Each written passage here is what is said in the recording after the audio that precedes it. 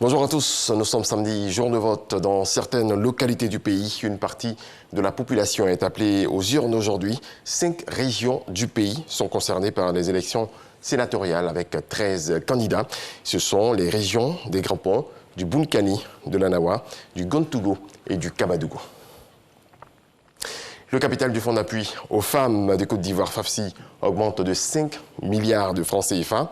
La première dame Dominique Ouattara a donné la bonne nouvelle à des dizaines de bénéficiaires qui ont pris part à la commémoration du 9e anniversaire du FAFSI. C'était le 13 mars dernier. Je vous invite à écouter la première dame Dominique Ouattara.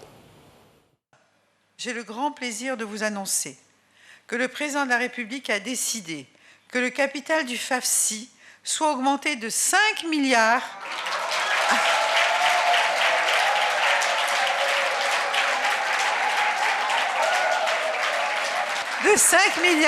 à compter de ce jour. Le capital du FAFSI s'élèvera donc à 25 milliards, ce qui permettra à encore plus de nos sœurs d'adhérer au FAFSI. Je vous demande de l'applaudir bien fort. Et 9 ans après sa mise en place, le FAFSI permet aujourd'hui à plus de 261 000 femmes d'être autonomes grâce à des activités génératrices de revenus. À Abengourou, ce sont plus de 500 millions de francs CFA qui ont été décaissés au profit d'environ 2600 femmes. Herman Niamia a rencontré justement quelques-unes. Mama Konaté est commerçante au marché des Cafés-Tout il y a un peu plus de 15 ans. Mais depuis 2 ans, elle a bénéficié d'un prêt du Fonds d'appui aux femmes de Côte d'Ivoire, FAFSI. Grâce à ce prêt, elle a réussi à agrandir son commerce d'ustensiles de cuisine. La première fois, j'avais pris 150 000. C'était 150 000 que j'ai commencé à travailler avec eux. De temps en temps, la prochaine fois, j'ai pris 300 000. Avec les 300 000, aujourd'hui, je suis là avec les 500 000. Ce n'est pas seulement le commerce que je travaille avec eux, j'ai payé l'eau même. Je n'ai pas pu construire, sinon vraiment. Je travaille avec eux, je vois que le travail, c'est bien. Un peu plus loin dans le même marché, Ekoué Kanza, elle, est dans la restauration. Elle a aussi bénéficié du prêt FAFSI. Et aujourd'hui, son activité se porte bien. Je m'en sors, puisque concernant mon restaurant, j'arrive à scolariser mes enfants. Je suis ici mariée, mais néanmoins, une femme est faite pour aider les hommes. Moi, j'aide mon mari beaucoup. C'est en 2014 que le premier fonds FAFSI a été mis en place à Abengourou. Logé à la COPEC, c'est dans cette structure d'épargne et de crédit que les souscripteurs s'adressent pour bénéficier du prêt. Le projet il commence donc par une préinscription des femmes, des usagers comme on les appelle. Donc elles viennent, quand elles ont entendu parler du projet au cours de nos sensibilisations à la télé, à la radio, elles viennent s'informer. Et dès cet instant-là, on leur fait une préinscription, on dépose la photocopie de leur pièce d'identité, on prend les références et puis les montants qu'elles souhaiteraient avoir. Une fois les dossiers validés, les personnes retenues bénéficient d'une formation d'un cabinet pendant toute une journée. La formation porte sur le b.a.-ba de la comptabilité, sur l'hygiène, sur les activités financières et aussi le civisme. Quand la formation est finie, dès le lendemain, les femmes passent nous rencontrer pour exprimer maintenant réellement leur envie de bénéficier du fonds. Et donc, on va faire les visites sur terrain pour s'assurer qu'effectivement la femme qu'on a en face de nous est bien porteur de projet, qu'elle exerce déjà ou bien qu'elle veut exercer et vérifier à la maison et tout ça. C'est du crédit qu'on va faire. Normalement, dans le cadre du projet, le premier crédit part de 30 000 à 100 000 francs. Et quand la femme a bien remboursé, au deuxième crédit, elle part jusqu'à 300 000. Et quand le deuxième crédit elle a encore bien remboursé, elle part jusqu'à 500 000. Pour l'heure, dans le cadre du projet, le montant maximum, c'est 500 000 francs. Estelle Yao est agent de terrain. Chaque jour, elle apporte les ruelles des marchés à la rencontre des bénéficiaires pour s'assurer du bon usage des prêts. Quand je vais sur le terrain, je les sensibilise, je leur dis de ne pas avoir peur. Toute chose, c'est la communication. Tu viens t'essayer, mais quand tu viens, demande un prêt qui peut vraiment faire ton activité. Quand c'est comme ça, le remboursement, là, ça ne te pèse pas là-dessus. En 7 ans d'exécution du projet, ce sont plus de 500 millions de francs CFA qui ont été déjà décaissés au profit d'environ 2600 bénéficiaires à Abengourou. Aujourd'hui, elles sont des milliers de femmes qui ont réussi à renforcer leurs activités et qui sont même sorties du projet pour solliciter des prêts plus importants. Dans la COPEC, j'ai évolué. Oui, je vous assure. Voilà, j'ai eu un autre magasin. Grâce à la FAPSI. J'ai payé ce magasin-là grâce à la FAPSI. J'ai commencé à réaliser. Là, j'ai changé un peu. Mais les deux, ça fonctionne. C'est le produit de la FAPSI qui est de l'autre côté là-bas. Oui, j'ai réussi à grandir, épargner, faire beaucoup de choses. Le taux de remboursement des prêts sollicités dans le département est largement satisfaisant. De quoi rendre fière la chef d'agence de la Coopec d'Abengourou, qui précise qu'elle a la 22e vague de financement. Si on s'en tient aux données du 31 janvier 2021, là, on a un encours d'environ 95 millions. Et dedans, il y a moins de 2 millions d'impayés. Donc on va dire que dans l'ensemble, les collaborateurs et nous-mêmes, on maîtrise l'activité. Le taux de remboursement est certes largement satisfaisant, mais il faut souligner que certaines bénéficiaires éprouvent d'énormes difficultés à honorer leurs engagements. Comme cette dame en cessation de paiement depuis 3 mois. Les activités ne bougent plus comme avant. Vraiment. Seulement, en tout cas, je versais par mois. Chaque mois, je versais, je faisais mes versements par mois. Maintenant, au moment venu, ça n'allait pas. Les trucs ne bougeaient plus. Le coronavirus est venu mélanger tout dans nous. Outre ces raisons qui ne permettent pas d'atteindre les 100% de taux de remboursement, il faut indiquer que le Fonds d'appui aux femmes de Côte d'Ivoire FAPSI a contribué réellement à sortir des milliers de femmes d'Abengourou de la précarité. Voilà, c'est le 13 juillet dernier que la première dame de Côte d'Ivoire, Dominique Ouattara, a annoncé l'augmentation du FAPSI qui passe de 20 à 25 milliards de francs CFA. Autre volet de l'actualité, ils viennent grossir les rangs de la gendarmerie nationale ce vendredi. Une cérémonie de baptême et de prestation de serment de 3 promotions s'est tenue à l'école de gendarmerie. Il s'agit de la 45e promotion du cours d'application des officiers, la 59e promotion des élèves sous-officiers de 2e année et la 60e promotion des élèves sous-officiers de 1re année. Le Premier ministre Patrick Achi représentait le chef de l'État Alassane Ouattara. Suivant. Baptême et prestation de serment de 3 promotions de l'école de gendarmerie d'Abidjan en présence du Premier ministre et plusieurs membres du gouvernement. Ce sont la 45e promotion du cours d'application des officiers de gendarmerie nationale, la 59e promotion des élèves sous-officiers de 2e année et la 60e promotion des élèves sous-officiers de 1re année.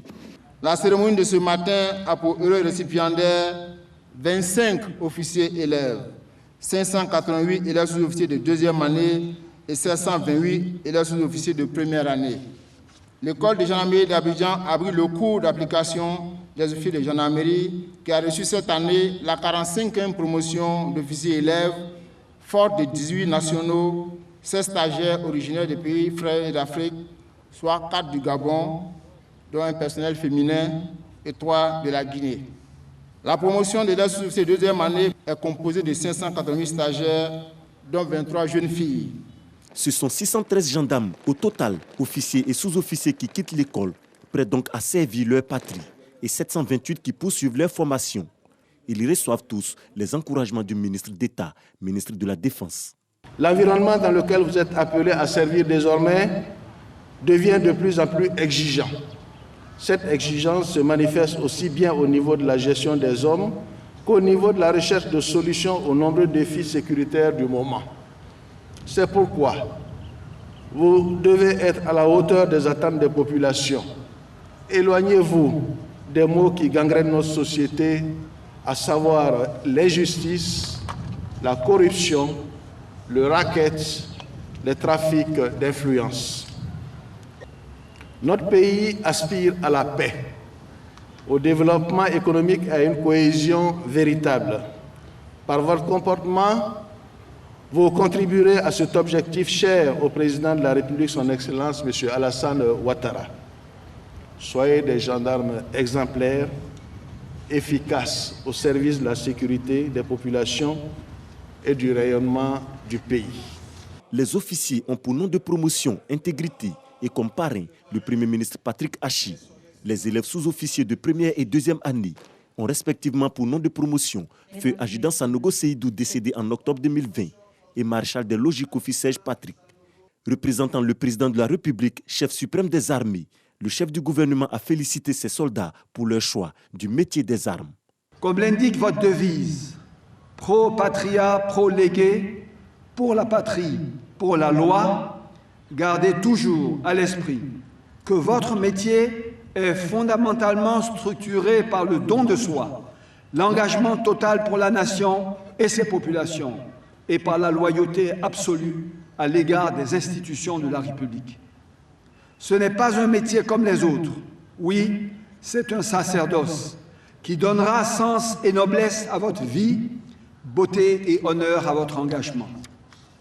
La fonction de gendarme en général et d'officier de gendarmerie en particulier est donc une mission comme nulle autre. Pour y réussir, il faut se surpasser, développer à la fois des qualités de meneur d'hommes sur le terrain et de citoyens servants, soucieux de l'intérêt des populations dans le strict respect des règles et des lois en vigueur. Chers filleuls de la Côte d'Ivoire, du Gabon et de la Guinée, vous venez d'être baptisés du nom intégrité. Vous devez vous approprier cette vertu primordiale par la qualité extrême de votre comportement partout où vous servirez, aussi bien dans l'exercice de vos fonctions que dans votre vie quotidienne. La cérémonie a été marquée par une remise de présents, suivie d'une démonstration de maniement d'armes.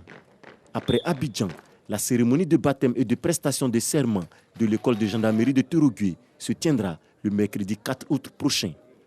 Un reportage de Moussa Konaté. Fin hier de la deuxième édition des journées culturelles et artistiques ivoiro-burkinabé. 3 jours pour promouvoir les richesses de ces deux pays au Palais de la Culture d'Abidjan-Treichville. Exposition, vente, gastronomie et promotion, prestations d'artistes ont meublé cette deuxième édition. Retour sur la cérémonie d'ouverture avec Serge Coléa. La deuxième édition des journées culturelles et artistiques ivoiro-burkinabé s'ouvre au rythme des chants et danses traditionnelles. La Côte d'Ivoire et le Burkina Faso mettent en valeur la richesse et la diversité de leur culture. En première ligne, les ministres des deux pays. Il y a une variété d'œuvres plastiques, d'œuvres culturelles et je peux dire que nous sommes très satisfaits de ce que nous avons vu parce que c'est l'expression des cultures effectivement que nous avons ici. Nous débordons de créativité. Nous allons, à travers l'accord qui a été signé, renforcer les liens de sorte à mettre en place une vraie industrie africaine culturelle. Plus de 30 exposants burkinabés et ivoiriens, dont des sculpteurs et des tisseuses traditionnelles, font montre de leur créativité. Ces journées organisées de façon alternée s'achèvent ce vendredi 30 juillet. La prochaine édition est prévue à Ouagadougou en 2023. On passe aux Jeux Olympiques et du football. Pour commencer, les éléphants affrontent leur homologue de l'Espagne tout à l'heure en quart de finale dès 8 h pour être précis. Dans le même temps, le Japon sera aux prises avec la Nouvelle-Zélande. Le Brésil croisera le fer avec l'Égypte. La dernière rencontre de ces quarts de finale sera l'opposition Corée du Sud, Mexique. Et puis, vous l'avez vu tout à l'heure, Marie-Josée Talou et Muriel Aoré seront en attraction ce samedi en demi-finale du 100 mètres. Les athlètes ivoiriennes visent le podium, mais elles croiseront sur leur route les inoxydables jamaïcaines. Cheyenne Fraser-Price, double championne olympique du 100 mètres en 2008 et 2012 et sprinteuse la plus rapide de la saison, et sa compatriote Eliane Thompson-Hera, championne olympique en titre. Très belle journée à vous. Merci à toutes et à tous de nous avoir suivis.